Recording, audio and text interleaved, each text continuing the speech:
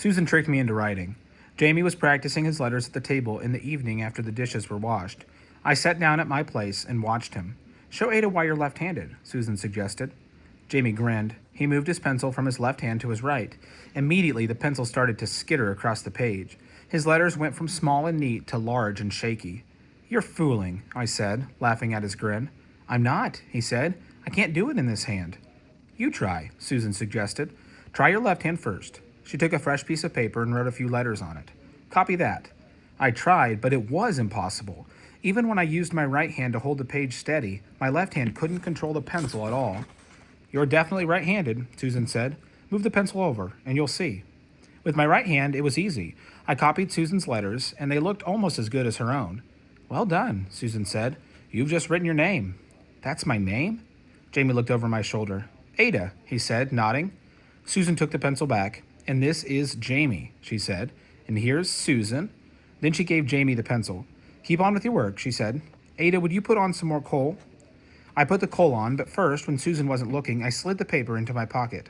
I'd borrow a pencil the next time she was out. I'd try it again. One afternoon, near the end of November, when I rode over to help Fred, he met me in the yard with a wide grin. Come look what I found, he said. I dismounted, tied Butter's head, unslung my crutches, and followed him to the door of the tack room. He showed me a strange-looking saddle on a stand. It had a normal seat and one normal stirrup, but it also had two odd crooked knobs sticking up from the pommel. It's a side saddle, Fred said. Must be 20, 30 years old, maybe more. So? Here, I'll show you. Fred scooped the saddle up. He exchanged it for Butters, then tossed me into it. My left leg went into the stirrup, snug beneath one of the crooks. My right leg hung down on the stirrupless side. Now you swing your right leg over, right here, he said. He showed me how to tuck my right thigh around the other crook so that my right leg actually draped over the pony's left shoulder. That's it, Fred said. Now shove your right hip back and get square in the saddle. It felt very odd, but also snug and secure. As Butter had become more forward, my bad foot had become more of a problem. That I couldn't use the right stirrup was no issue, except that it tended to make me lean. But I couldn't use my right foot properly. I could thump him with it, but I couldn't keep any sort of proper contact with his side. My ankle, such as it was, didn't move that way. Now, Fred said, handing me a heavy leather-wrapped stick, here's your right leg. My leg? Absolutely. You haven't got one of your own legs on the right side, see? So you hold on one end of that stick and keep the other end on the pony. You'll signal him with it, just like you would with a regular leg. Fred led us out to the field where I usually rode. Take a bit of time to get used to it, both for him and for you. He was still grinning ear to ear. How's it feel so far? Pretty good, I said. My seat could still move with Butter's walk, but my legs felt firm. I didn't know they made saddles for cripples. I wondered where Fred had found it, whose saddle it had been. Nah, not for cripples, Fred said. This is how all proper ladies used to ride, back when straddling a horse wasn't thought to be ladylike. But after the war, things changed. The gentry women started riding astride, and after that, pretty much so did everyone. Which war? Because the one we're in sure wasn't over. Last one, 20 years back. Fred's face clouded. England lost 3 million men. So they had lots of extra women, I said, and lots of men's saddles for them to use. Suppose so. He made me go around the field, first at the walk, then at a trot. Trotting was gobs easier in the side saddle. I still bounced, but I couldn't really get shaken loose. That's enough for now, Fred said. You can practice running on your own. No jumping yet. Never any jumping yet. When I'd finished my work, I went home by way of the tall hill above the village. Susan had drawn it on my map for me. At the top of the hill, I stopped and watched the ocean for a long time. Some days I saw ships far off in the distance, and once or twice a fishing boat closer in.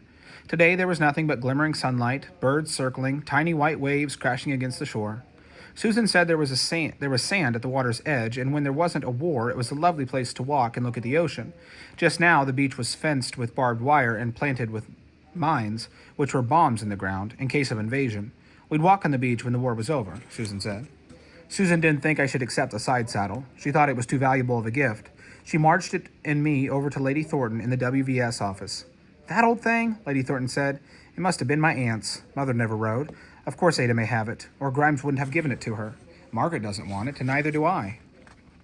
Maggie sent me a letter from her school. Susan laid the envelope on the table one afternoon, and I traced the word I recognized on the front with my finger. Ada. I still had the paper where Susan had written my name, and I'd copied it over and over. Shall I read it to you? Susan asked. No, I said. I opened the letter and stared at the marks in the paper inside. No matter how hard I stared, they didn't make sense. That night, I tried to get Jamie to read it. Her handwriting's all curly, he said. I can't read that.